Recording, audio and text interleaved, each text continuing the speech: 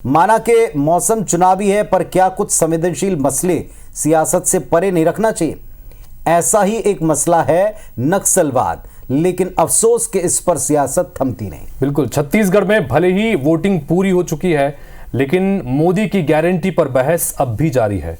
दरअसल यहां बीजेपी सरकार का संकल्प है कि 2-3 सालों में देश से नक्सलवाद को ही खत्म कर दिया जाए, और ये मोदी की गारंटी है। प्रदेश सरकार ने इसके लिए विपक्ष और नक्सली दोनों से सुझाव मांगे, जिस पर विपक्ष ने सरकार की नीयत पर ही सवाल खड़े कर दिए और कहा कि सरकार के पास कोई ठोस नक्सल नीति ही नहीं है।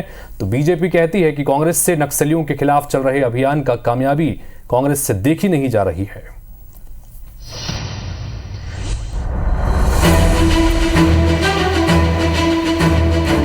दो 2023 का पूरा चुनाव बीजेपी ने मोदी की गारंटी पर लड़ा और जीता। 2024 में भी बीजेपी को सबसे ज्यादा भरोसा है मोदी के फेस और मोदी की गारंटी पर।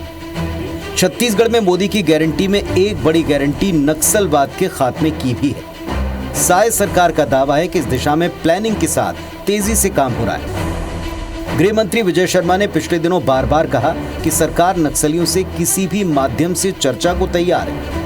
उन्होंने नई नक्सल और पुनर्वास नीति पर लोगों से, यहां तक कि नक्सलियों से भी सुझाव मांगे। इस पर कांग्रेस ने सरकार को दिशाहीन बताया। जवाब में गृह मंत्री विजय शर्मा ने साय सरकार के कार्यकाल के 5 महीनों के नक्सल मोर्चे पर मिली कामयाबी के आंकड़े पेश किए और कांग्रेस को चुनौती दी कि वो भी पिछली सरकार के 5 साल के कार्यकाल के आंकड़ों को सार्वजनिक करे। गृह मंत्री ने विपक्ष को इस मामले में राजनीति न करने की नसीहत दी और उल्टे पीसीसी चीफ दीपक वैद से पूछा कि वे ही बताएं कि नक्सल उन्मूलन के लिए क्या करना है। कोई भी सुझाव दे सकता है, वो भी दें। बस्तर जब आगे बढ़ चुका है तो दीपक वैद जी, मुख्यमंत्री जी भी नहीं समझ रहे हैं, उनके हिसाब से कोई नहीं समझ रहा, वो ही समझ रहे।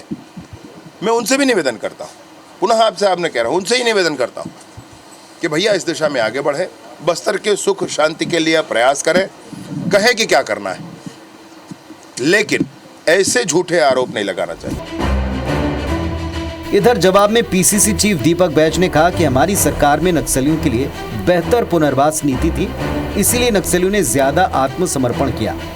बैज ने आरोप लगाया कि साय सरकार छत्तीसगढ़ की जनता को गुमराह कर रही है। सरकार की नीयत और नीति दोनों साफ नहीं।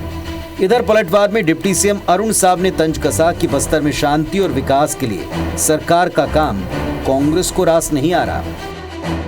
हमारी सरकार में बेहतर पुनर्वास नीति था, इसी वजह से कि गांव से लोग सोपुर तो आकर सरेंडर करते थे, ना कि कोई फर्जी सरेंडर, सोपुर तो आके सरेंडर करते थे। इसी का नतीजा है कि हमारी सरकार में, कांग्रेस की सरकार में 5 साल सरकार चलाने के बाद भी एक भी उंगली नहीं उठी। लेकिन आज भारतीय जनता पार्टी की 5 महीने की सरकार में क्यों उंगली उठ रही है? पुनर्वास नीति पे इस सरकार में स्पष्ट नहीं है। पहले नक्सल नीति स्पष्ट करे, फिर पुनर्वास नीति पे बात करे।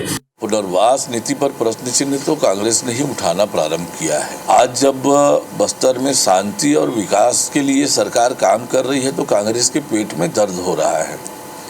5 साल में कांग्रेस की सरकार ने बस्तर के लोगों का शोषण किया, बस्तर के विकास को अवरुद्ध किया।